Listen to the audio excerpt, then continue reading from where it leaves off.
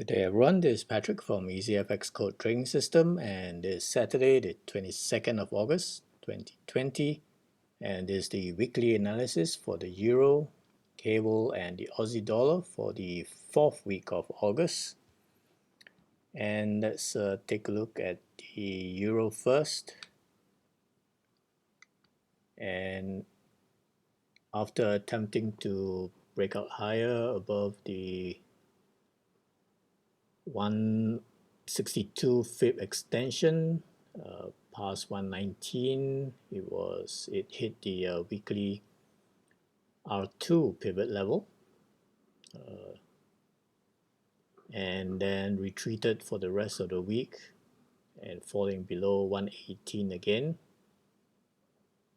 and almost retesting the weekly S1 pivot. So it's been consolidating, still consolidating, could not reach the 120 level, consolidating between the 138 and 162 fib extensions. And if we look at it closer, it's possible, we draw this here, it's possible that it could be forming a potential head and shoulders with this next move up. If it bounces for the next week, this could be the resistance, and this could form the right shoulder. So we'll see what happens next week if it's able to rebound, and if it fails to break above this 162 again, then that's a potential trigger and potential bearish move back down, and it needs to break below the 117 level. But we'll see what happens next week, whether if this does form a head and shoulders pattern, then the US dollar is potentially attempting to recover. So these will be the key support levels that needs to hold for the euro. All right, let me clear this.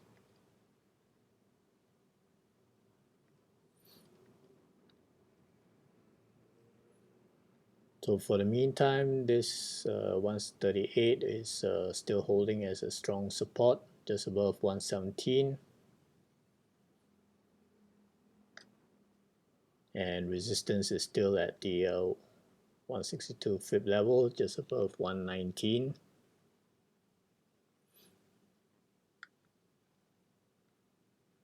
And if it does break below 138, then the monthly pivot is next key support level at the 116.23 area.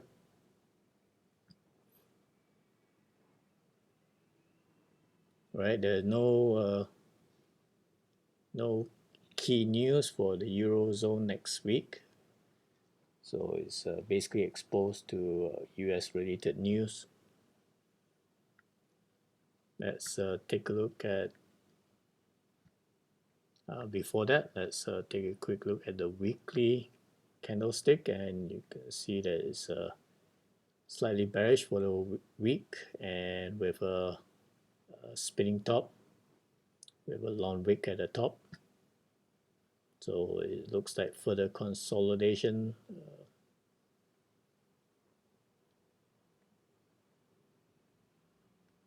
Let's take a look at the cable. And the cable has been ranging in a significant range, just above 132 and back down to the weekly pivot, just below 130.60 area. and it's ranging alternate days for the last 4 days, and it's unable to break out higher. That's because the US dollar has been attempting to recover, so it's all the other major pairs are unable to break out higher. We can also take a look at the 4-hour time frame, and it's possible that it could be trading in a slightly bearish channel here.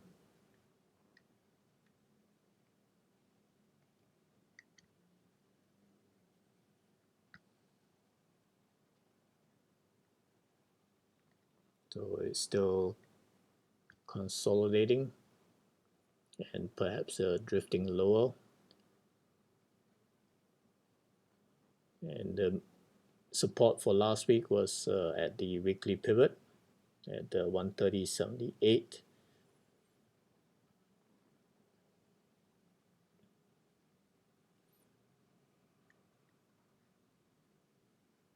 So the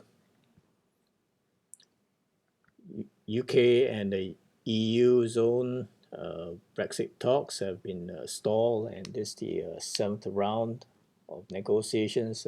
It's not moving forward. It's still a stalemate, and if it extends further into end of September, it's only leaving only 1 quarter left before the end of the year deadline. Then there could signal some major red flags and potential intervention by on the political side. So we'll see how far these trade talks will drag on further. But for now, cable is ranging, and for now its key resistance is at 132, and potentially the support further down at the 130, as well as the 138 fib extension. So we'll see next week whether it's just going to continue to consolidate in this channel. And there's also no major news next week, so it's also exposed to US related news.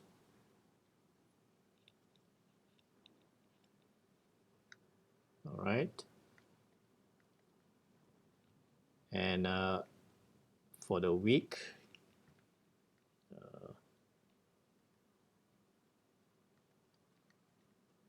let me remove this for now. For the week, it's a long wick doji, almost a graystone doji with a close near the bottom. So it's definitely a consolidation, and it could drift lower. So again, the 130 is going to be the key support level.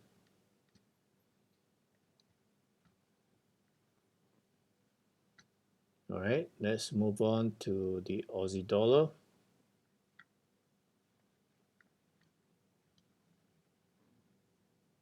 And Aussie dollar initially attempted to break out higher, but could not reach the weekly R3 level, so just shy of the weekly R3, and only hit the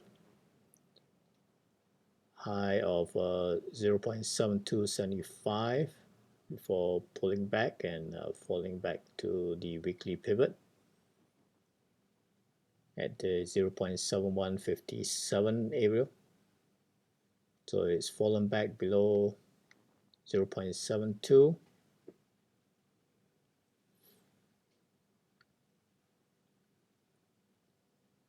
and It's also potentially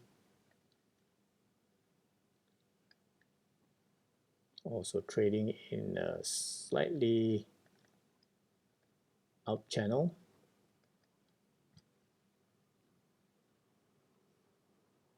but consolidating.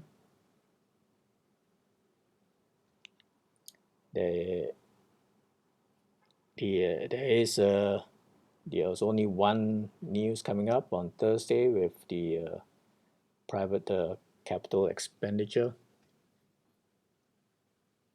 So other than that, there's no other major news.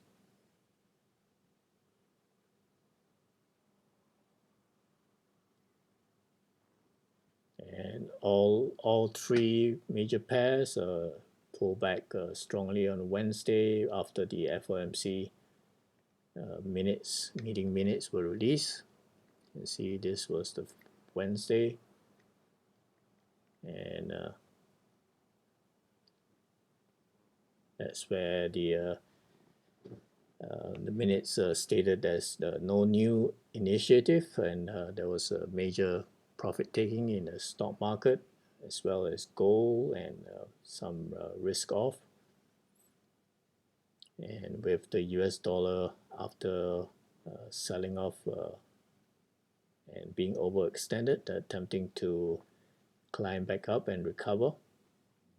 So that's why all the major pairs have been pulling back, and we'll see how much further the US dollar index is able to recover. This was let's mark the recent move down.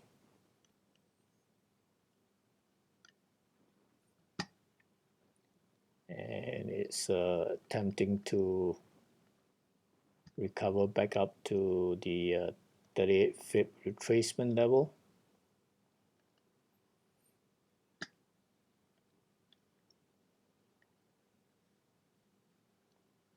In this area, and climbing up towards the 4-hour 200 EMA. So it's been attempting to recover. So we'll see whether it's able to reach the 38 FIB level next week. And if it does reach that level, it's potentially going to resume its bearish move, unless there's some fundamental reason to break out higher, but at the moment it's more likely to roll over and resume its bearish bias. Alright, so there's only 1 week left for August to see how this pans out for the month.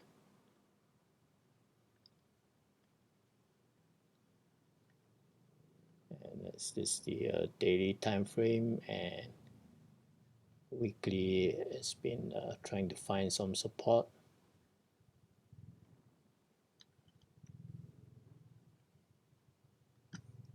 Alright, so do have a good trading week next week, and do check out my other videos on spot gold and dollar yen, and have a safe week, and cheers for now.